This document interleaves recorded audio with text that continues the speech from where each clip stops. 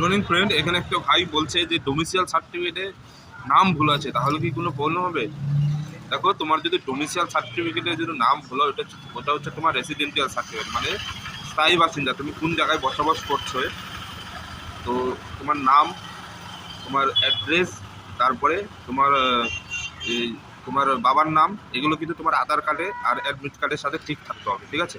যদি নাম কোনোরকমভাবে যদি নাম ভুল থাকে, তাহলে কিন্তু নেক্সট টাইমে তোমার প্রবলেম হবে, ঠিক আছে? এই জন্য যার এখনও নাম ভুল আছে ডোমিসাইল সার্টিফিকেট, তারা তাড়াতাড়ি ঠিক করে নাও, নাহলে কিন্তু পরবর্তী টাইমে তোমাদের প্রবলেম হতে পারে, ঠিক আছে? আর হবেই প্রবলেম। এর জন্য ডোমিসাইল সার্টিফিকেটের নাম নম্বরগুলো তোমরা ঠিকঠাক করে রাখো, ঠিক আছে? যাদের ডোমিসাইল সার্টিফিকেট তোলা আছে। আর এখন যারা নতুন এসএসসি জিডি, যাদের সিবিটি এক্সাম হবে, তারপরে যারা ডোমিসাইল সার্টিফিকেটের জন্য আবেদন করবে, ঠিক আছে? তো তাদের বলছি তোমরা খুব সাবধানে আবেদন করবে, ঠিক আছে? নাম নম্বর যাতে ভুল না হয়, ঠিক আছে? আশা করি বোঝাতে পারলাম। ভিডিও ভালো অবশ্যই চ্যানেলটি সাবস্ক্রাইব করবে। জয়।